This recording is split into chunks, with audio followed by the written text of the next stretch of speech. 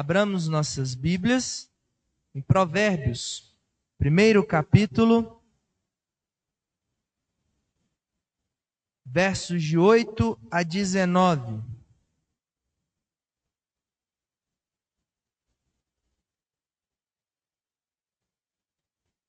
Provérbios, primeiro capítulo, versos 8 ao verso 19.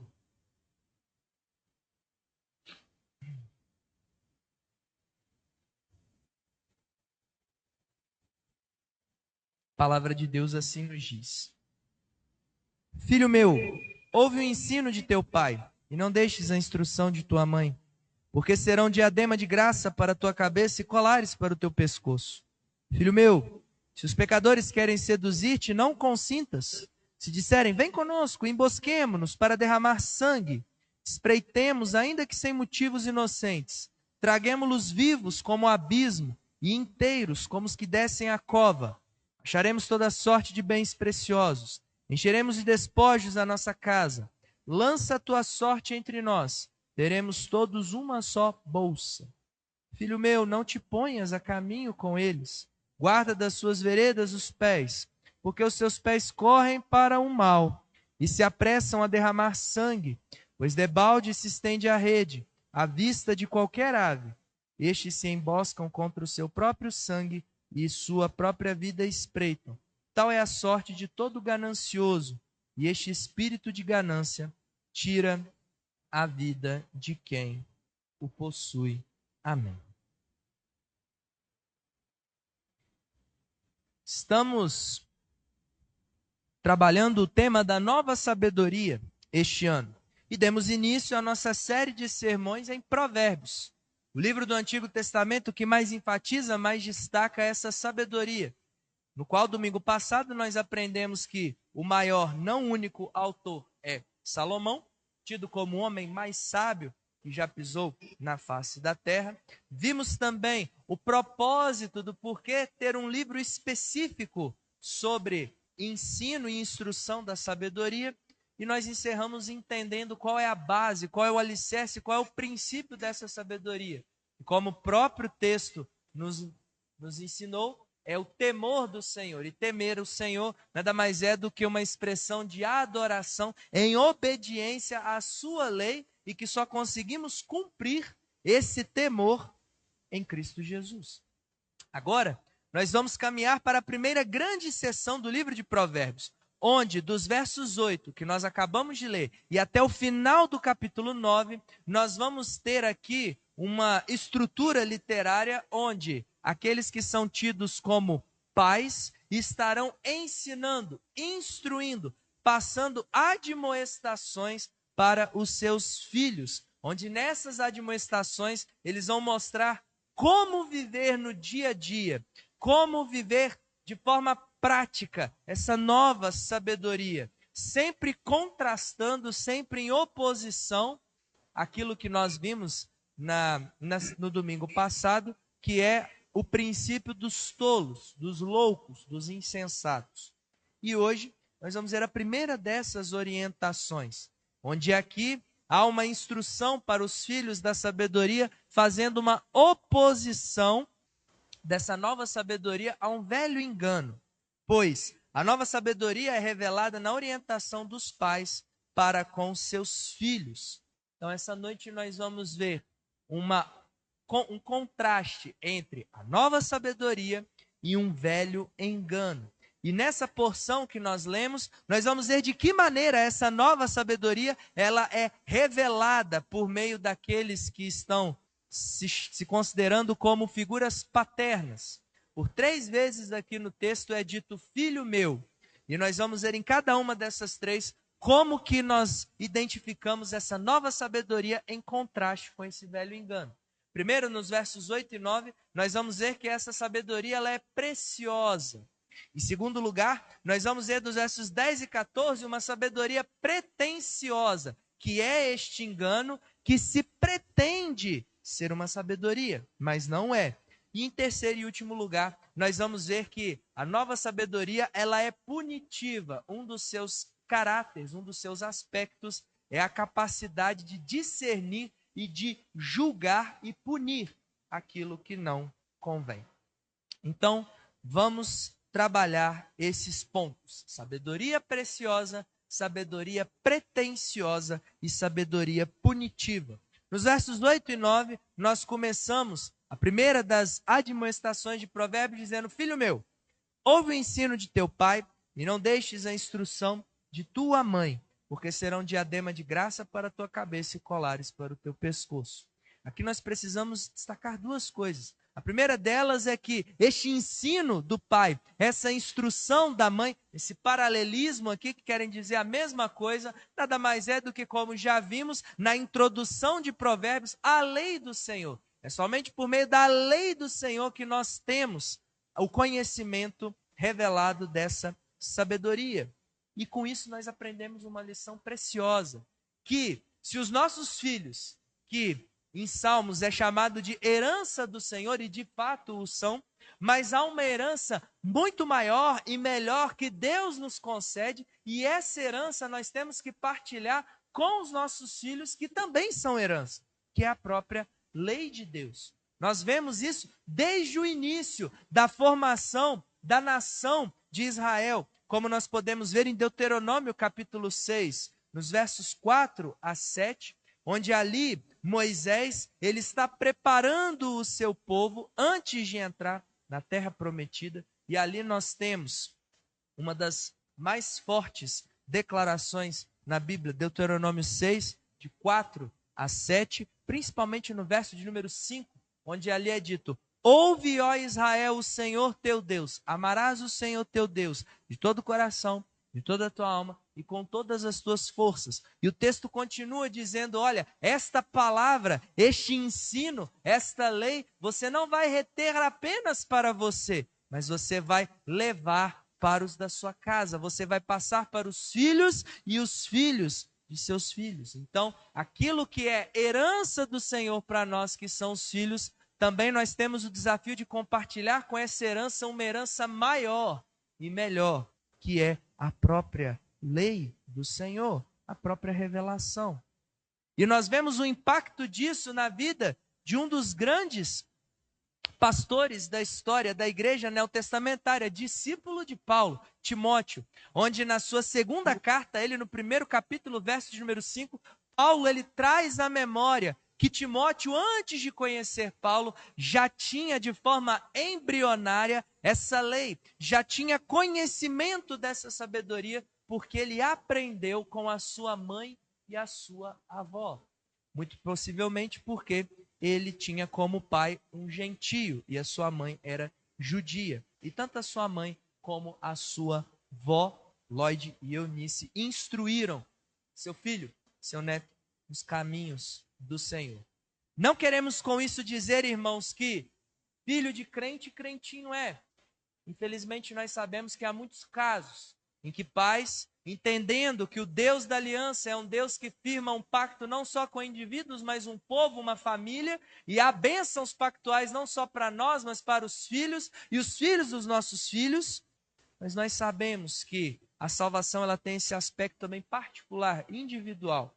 E por mais que muitos pais se empenham, se esforcem e pela fé creiam na promessa de que seus filhos pertencem ao Senhor, e podemos e devemos, e a palavra de Deus nos dá condições de crer nessa promessa, sabemos, e a própria Bíblia nos dá vários exemplos, e a história da igreja nos dá também exemplos de filhos e filhas, de homens e mulheres tementes a Deus, discípulos de Jesus, mas que infelizmente se desviaram. Viviam no rebanho, mas não eram ovelhas, mas eram lobos, eram bodes. Mas isso não deve nos desanimar, isso deve nos motivar, saber que o próprio Deus, ele tem promessas não só para mim, para você, mas também para nossa família, para nossa geração. Por isso que ele é Deus da aliança. E é por isso que aqui nós vemos a todo momento Salomão descrevendo nessas primeiras instruções, usando o título no Antigo Testamento para se referir a Deus como Senhor. No original, é o Yahvé. Esse era o título utilizado para destacar, enfatizar o Deus da aliança, o Deus pactual.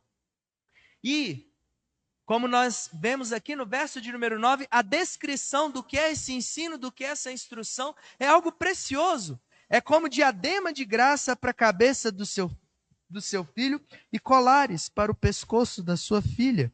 Essa é a maior dádiva de graça que o Senhor Deus nos dá e também dá aos nossos filhos. Nós vemos isso, por exemplo, no Salmo 19, dos versos 7 ao 10, depois que Davi, ele descreve a revelação de Deus por meio da criação, ele começa a descrever a revelação especial por meio da lei de Deus, com uma série de elogios, com uma série de adjetivos qualitativos, e ele encerra no verso 10 dizendo que a lei de Deus, os ensinos que lá nós encontramos, é mais precioso do que o ouro mais puro, depurado.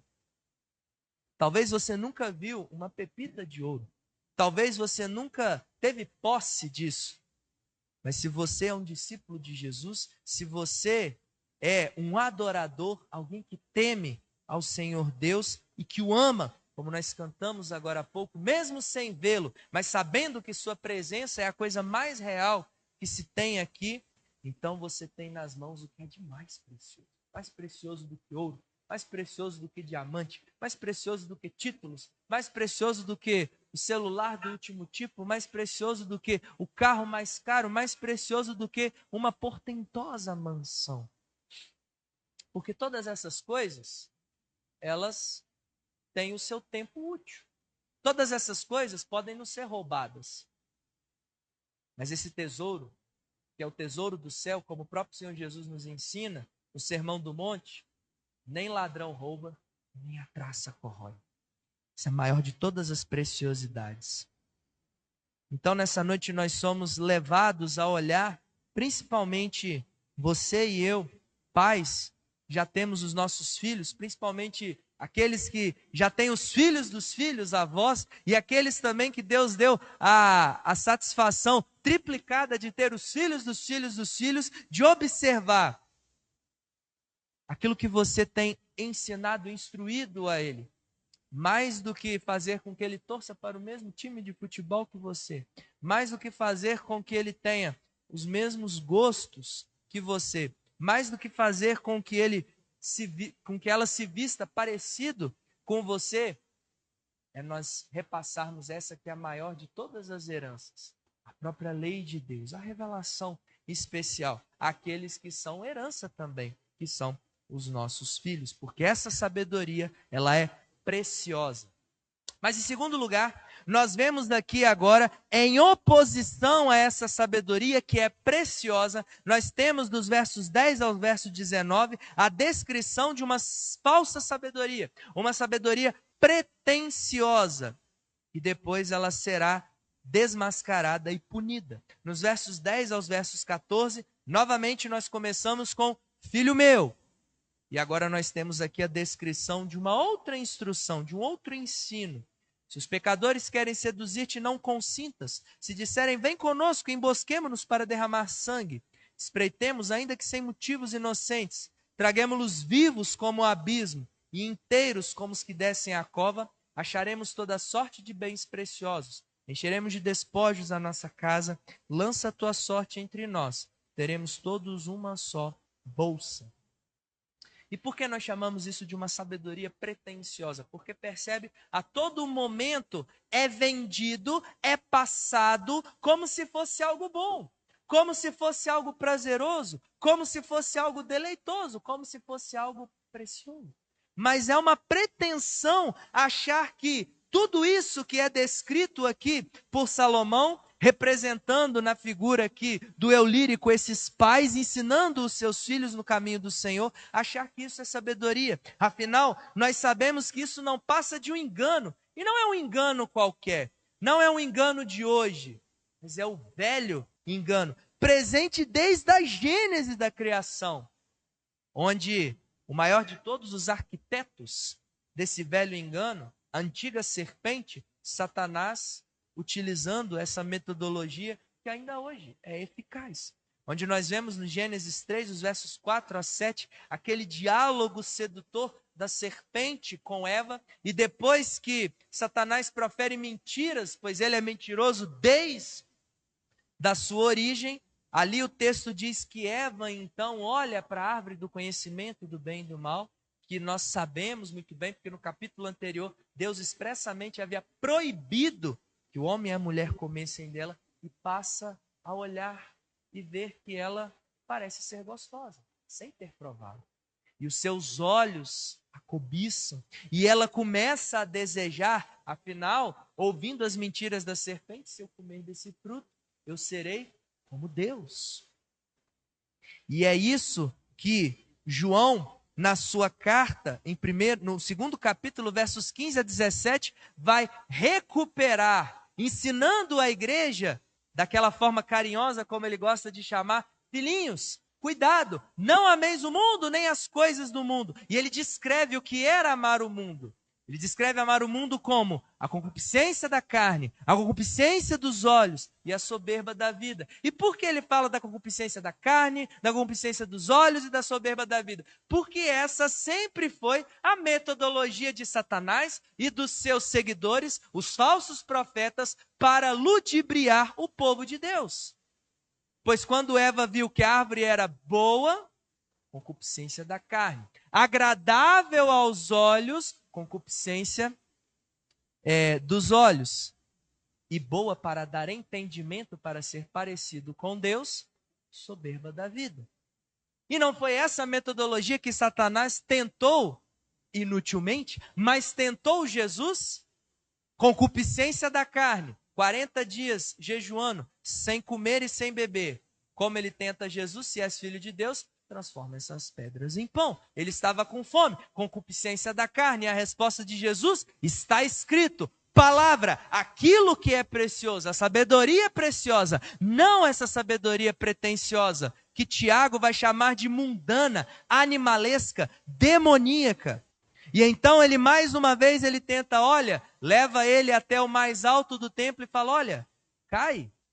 E ainda cita equivocadamente um texto fora do contexto, o Salmo, e a resposta de Jesus, resistindo à concupiscência dos olhos, porque ali se ele ouvisse a mentira da serpente e caísse, achando que os anjos o levantariam, nós teríamos ali a multidão olhando e falando, uau, esse é o profeta. E iriam colocá-lo como um rei civil, como um rei político, que nunca foi o projeto de Deus, nunca foi o ministério de Jesus. E por fim, quando Satanás chega e fala, está vendo todos esses reinos ao longo da história, tudo isso te darei se prostrado me adorares. Não deu certo a concupiscência da carne, não deu certo a concupiscência dos olhos, então ele tentou a soberba da vida, que inutilmente também. E todas as respostas, como que Jesus triunfou sobre Satanás? Não foi falando, não foi gritando, não foi usando línguas estranhas, mas foi usando aquilo que é mais precioso na nossa vida, que é a palavra de Deus. Está escrito? Está escrito, está escrito. Assim nós vencemos o mundo. E assim nós demonstramos que nós não amamos o mundo com a sua pretensiosa sabedoria, mas nós amamos a Deus com esta sabedoria que vem da sua lei. E essa sabedoria pretensiosa, ela é tão sutil, muitas das vezes, que ela atua no mais íntimo de cada ser humano, que é o coração. Não me refiro aqui coração apenas o centro das emoções, mas como na cultura judaica o coração representava o cerne, o centro de todo o ser. Não só as emoções, como também a razão e a vontade. É por isso que Tiago, no primeiro capítulo, vai falar como que é a origem do pecado no coração do homem. E ele diz que tudo começa com a cobiça. Nós não somos tentados por Deus. Deus não nos tenta, Deus nos prova. Quem nos tenta é o diabo, mas nem o diabo nos força a pecar. O que ele faz é preparar o terreno, deixar a coisa bonita, fazer aquilo que é mal, aquilo que deveria ser odioso, reprovável, aprovável, prazeroso, como foi com Eva, lá em Gênesis, como ele tentou inutilmente com Jesus. E então, quando nós caímos no bote, ele sai de cena E como acusador, ele fala, tá vendo? Você pecou. Nem adianta procurar o seu Deus, porque ele é um Deus santo e você está sujo do pecado. Venha para mim que você me pertence. Esse é o velho engano.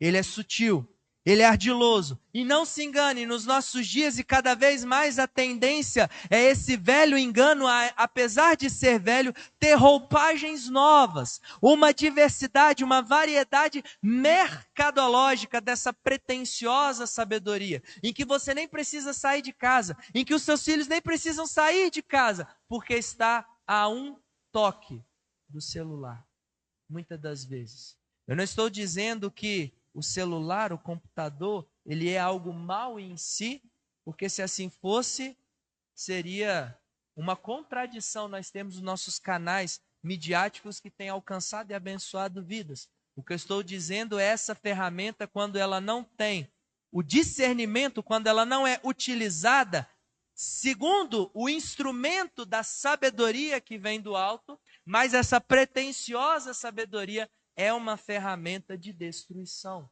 É uma ferramenta que causa crises conjugais. É uma ferramenta que afasta a paz dos seus filhos.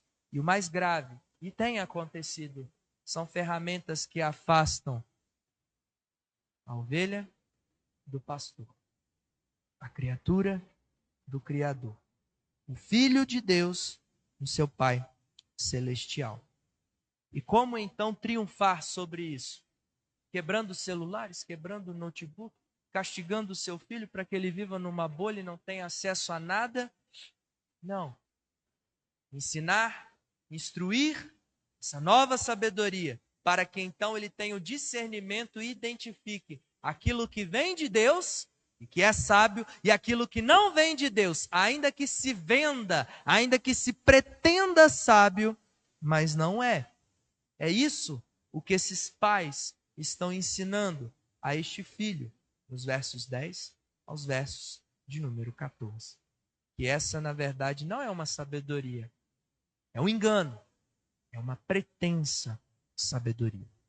Mas em terceiro e último lugar, além de nós vermos aqui nessa primeira das muitas admoestações, esses pais para com os seus filhos, nós temos, em primeiro lugar, a defesa dessa sabedoria de Deus, que é preciosa. Em segundo lugar, a descrição desse velho engano, que é uma pretensa sabedoria, finge ser uma sabedoria, pretende ser uma sabedoria.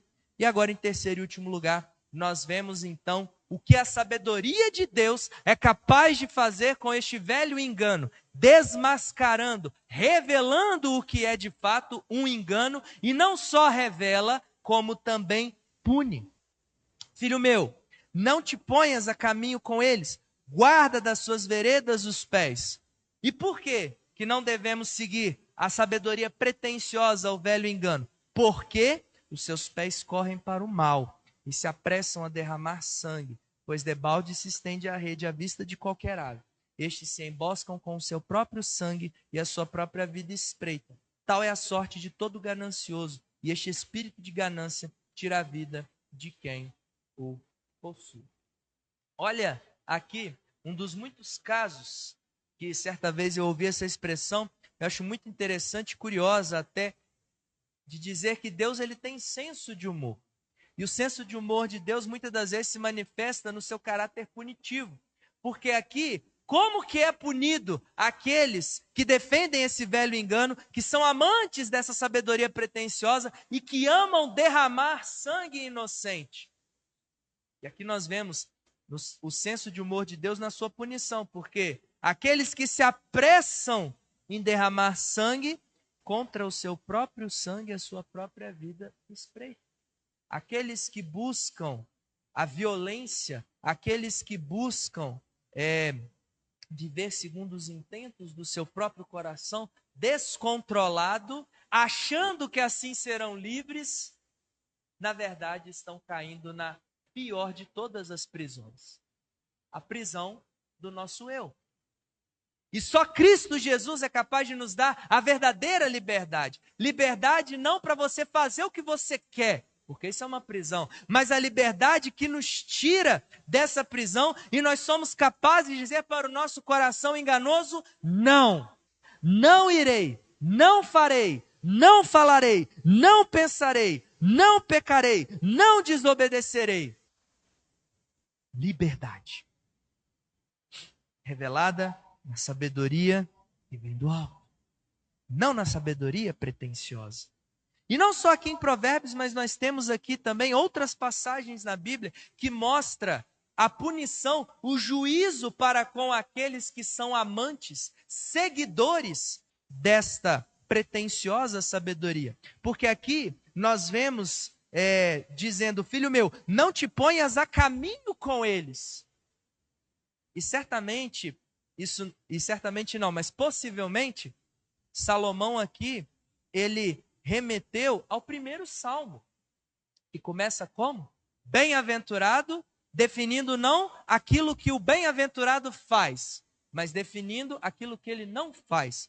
Bem-aventurado o homem que não anda no conselho dos ímpios, não se detém no caminho dos pecadores e nem se assenta na roda dos escarnecedores. E por que é bem-aventurado quem não faz nada disso? Porque quem anda no conselho dos ímpios, quem se detém no caminho dos pecadores, quem se assenta na roda dos escarnecedores, versos 4 e 5, pode avançar um pouquinho, verso 4 e 5, o que acontece? Eles são como a palha que o vento dispersa. Já viu uma palha? Pessoal aí que tem ambiente rural, ou quem já teve oportunidade, vai entender a ilustração. Se no verso 3 o salmista diz que o justo é como uma árvore plantada, firme, sólida, aqueles que não buscam a sabedoria do alto, mas aqueles que buscam essa sabedoria pretensiosa, que na verdade é um velho engano mascarado, eles são como palha. E quando há um vento, nem muito forte, o que ele faz com a palha? Dispersa. E no verso 5, o juízo continua. Por isso os perversos não prevalecerão no juízo, nem os pecadores na congregação do justo. O que o salmista está dizendo? A punição para aqueles que amam, que adoram, que se deleitam nessa pretensiosa sabedoria, nessa falsa sabedoria, nesse velho engano, o destino deles aqui pode parecer que está indo tudo bem, pode parecer que eles estão prosperando, pode parecer que eles estão tendo fartura, mas lá na frente, lá no final, o que aguarda eles é ruína, precipício, sem chance de restauração. É por isso que Isaías, no capítulo 5, em uma das suas muitas profecias, ele diz: ai daquele que chama mal de bem e bem de mal. E se nós fizermos um olhar crítico da nossa cultura, não precisamos ter muito conhecimento na nossa sociedade para saber que nós vivemos tempos em que cada dia mais e mais o mal, ele é apresentado como bom, como legal, como certo, como tolerável, como prazeroso. E o bem é apresentado como o quê? Antiquado, antigo, retrógrado, intolerante, inconsequente. Já não atende a essa geração. Percebe? Nós achamos que essas coisas são de agora, mas mais de 2.700 anos atrás, Isaías já estava identificando ali pessoas no povo de Deus que estavam vivendo como essa geração, que hoje nós chamamos de uma geração pós-moderna, uma geração hedonista, uma geração materialista, uma geração humanista, secularista, e isso, infelizmente, é mais antigo do que andar para frente. Mudam-se as caras, mudam-se os nomes, mas o conteúdo podre, enganoso, sedutor e que leva a caminho de morte é o mesmo. E é por isso que em Apocalipse 21, verso de número 8, pedi para que coloque na tela, nós temos a descrição de quem são aqueles que não herdarão o reino dos céus. Aqueles cujo nome não estão escritos no livro da vida. E olha os nomes que estão. Quanto, porém, aos covardes, aos incrédulos, aos abomináveis, e olha ali, aos assassinos, ou seja, aqueles que têm prazer em tirar o sangue de outro, aos impuros, aos feiticeiros, aos idólatras e a todos os mentirosos. Ou seja, todo aquele que vende essa pretensiosa sabedoria como se fosse um remédio, mas que na verdade é um veneno, está nesse pacote. E o que acontece com os que estão nesse pacote? A parte que lhes cabe será no lago que arde com fogo e enxofre, a saber, a segunda morte. E se você acha que um Deus santo, justo e bom, de misericórdia e de amor, não é capaz de mandar pessoas para o inferno, aquele que mais pregou sobre a realidade terrível, desgraçada e amedrontadora do inferno não foi outro senão o próprio Senhor Jesus. O inferno existe, ele é real e ele está destinado a pessoas como essas, que amam, que têm prazer, que se deleitam, não na sabedoria do alto, não na sabedoria de Deus, que é nova porque se renova a cada manhã, como as suas misericórdias, mas nessa sabedoria pretensiosa, esse velho engano, como agentes de Satanás. É por isso que a sabedoria de Deus, ela tem o aspecto de discernir o que é certo e errado, e aquilo que é errado de punir, julgar. Então, nessa noite, nós temos aqui a primeira de muitas orientações que nós vamos ver, onde nós temos aqui esse primeiro contraste. A nova sabedoria, a verdadeira sabedoria, a sabedoria que vem de Deus por meio da sua lei, da sua palavra revelada, ela é preciosa. E é uma responsabilidade que o seu filho tem que ter, primeiramente, da parte não do professor de escola dominical, não do pastor, mas de você, pai, de você, mãe. Isso é uma responsabilidade primeiramente dada a você. Pastor, mas meus pais não são criados no caminho do Senhor, e agora? Então, eu tenho justificativa para viver da forma como eu quero? Não. Porque na igreja a qual você está, você também tem uma família. E nessa família, Deus está levantando pais espirituais, mães espirituais, para te orientar e te instruir naquilo que os seus pais não podem te instruir, porque eles não foram alcançados por essa nova sabedoria. Pastor, como eu posso instruir meus filhos se eu não receber isso em casa? A beleza do evangelho, a beleza dessa sabedoria é que nós somos capazes de dar mesmo aquilo que nós não recebemos dos nossos pais na nossa casa, porque isso vem do Pai Celestial. E Tiago fala que se alguém carece de sabedoria, se alguém necessita de sabedoria, você pode pedir todos os dias, a todo momento, que essa é uma das coisas que a Bíblia fala que Deus não só dá, mas Ele dá liberalmente, ou seja, Ele dá da forma como você precisar, com prazer, porque Ele sabe a importância que é a sabedoria na vida dos seus filhos, dos seus adoradores. Essa palavra nos ensina também a termos o discernimento de olhar aquilo que os nossos filhos estão falando, aquilo que os nossos filhos estão assistindo, aquilo que os nossos filhos estão ouvindo, aquilo que os nossos filhos estão acessando, e nós também, como igreja. E se isso se enquadra naquilo que é aprovado, quando provado pela palavra de Deus, ou se não. E se não é, não tem terceira via. Ou glorifica a Deus ou não. Ou exalta a Deus ou não. Ou está de acordo com a palavra de Deus ou não. Não há terceira via. Não existe multiverdades. Existe uma, absoluta. E todas as outras que são contrárias a ela são mentiras, ainda que sejam vendidas como verdades. E por fim, essa palavra também, ela traz um alerta para nós. Talvez você que entrou aqui essa noite, talvez você que está nos assistindo, ao identificar o que é essa pretensiosa sabedoria, esse velho engano, você está começando a suar frio ao dizer: pastor, eu passei minha vida inteira vivendo dessa forma, me deleitando naquilo que eu estou entendendo e aprendendo que Deus não se agrada, que Deus despreza, chamando de bem aquilo que é mal e rejeitando, achando que era mal, na verdade, aquilo que era bem. E agora, há esperança para mim? Há solução? Claro que há. E essa esperança e essa solução não é outra senão Jesus. Afinal, dele vem a perfeita sabedoria. É ele que precisa ser o centro, o senhor da sua casa. Se ele não for o senhor da sua casa, não basta você ter a melhor das intenções, não basta você ter uma renda financeira satisfatória, não basta você ter bons momentos de entretenimento com a sua família, com os seus filhos. Tudo isso é bom, tudo isso é louvável, tudo isso é digno de ser conquistado.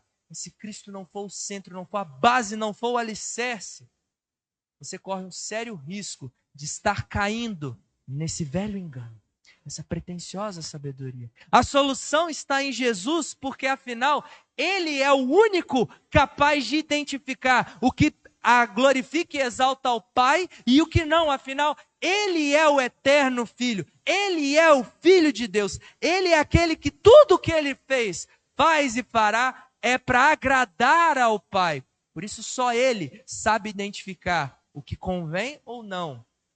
Por mais que você tenha anos de experiência na igreja, por mais que você tenha anos de experiência de vida, se você não tem experiência de leitura, meditação e intimidade com Deus por meio da sua palavra, na oração e na comunhão com a congregação dos santos, então a sua sabedoria, ela é real, mas ela não é sabedoria do alto. Ela não é a nova sabedoria. E se ela não é a sabedoria do alto, só existe a outra sabedoria. E a solução para você, porque em Jesus, como nós lemos na nossa liturgia, ele é o Cordeiro Pascal que se sacrificou para que eu e você tivéssemos os olhos abertos, os olhos espirituais abertos, e identificarmos o que de fato é este velho engano, um engano, e identificarmos o que é essa sabedoria pretensiosa, uma mentira, uma tramóia da serpente com os seus agentes, para então sermos livres para dizer não ao mundo, ao pecado, às paixões da carne, e dizer sim para Deus, para a sua lei, para a sua palavra, para a sua sabedoria. Ainda não é tarde para você abandonar esse caminho de morte. O dia do juízo ainda não chegou. Vai chegar. Isso é promessa de Deus, chegará. Mas enquanto ainda não chegar, há esperança para você desviar do caminho, sair desse caminho. É isso que significa a ideia de conversão. É você sair de um caminho e você voltar a um caminho que nunca deveria ter saído. Talvez você que está aqui essa noite está precisando dessa reconciliação. Alguma coisa te levou tão longe e sem você perceber, você já não sabe mais o que é a sabedoria que vem de Deus. Você já não sabe mais discernir se você está sendo guiado pela voz de Deus ou pela voz dos seus falsos deuses que estão tentando assumir o trono do seu coração. Essa palavra também é para você. Que esse discernimento possa lhe dar a iluminação para identificar o que é voz de Deus e não. E o que não for voz de Deus, cale de uma vez por todas. E a nós que temos caminhado, temos andado, não segundo essa sabedoria pretensiosa, mas segundo a sabedoria do alto, peça a Deus renovo. Peça a Deus mais dessa sabedoria. E peça a Deus a capacidade de você mostrar aos seus filhos, mostrar aos filhos dos seus filhos, mostrar aos pequeninos da nossa igreja, mostrar aos recém-convertidos, aos futuros recém-convertidos, o que é de Deus e o que não procede de Deus, claramente ele e ela identifique que é do maligno. E o crivo, o padrão, a norma para fazer essa distinção perfeita, sem nenhuma margem de erro sequer, não é outra senão Jesus, que é o dono de toda a sabedoria, é o juiz que virá para punir os amantes e adoradores do velho engano, mas ele também atua como advogado que intercede por todo aquele que se prostra, por todo aquele que reconhece as suas faltas e falhas, por todo aquele que se humilha na sua presença. Ele não rejeita um coração contrito. Que Deus assim nos abençoe e que essa palavra ecoe na nossa mente e coração e que possamos partilhar com o nosso próximo.